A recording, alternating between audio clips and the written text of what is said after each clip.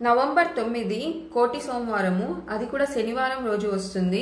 అది కూడా స్వామి జన్మ నక్షత్రం శ్రవణ నక్షత్రము. అండ్ ఆ రోజు గోపాష్టమి.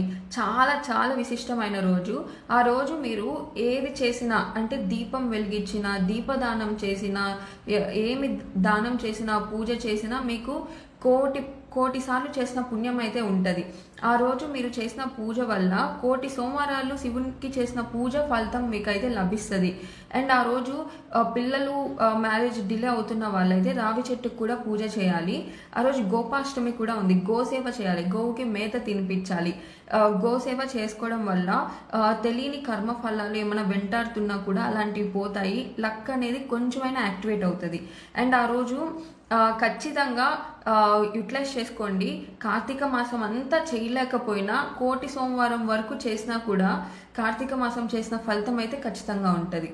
ఆ రోజు వీలైనన్ని సార్లు ఓం నమ శివాయ, ఓం నమో నారాయణాయ, ఓం క్లీం కృష్ణాయ నమః అని మంత్రాలు మనసులో జపం చేసుకుంటూ ఉండండి.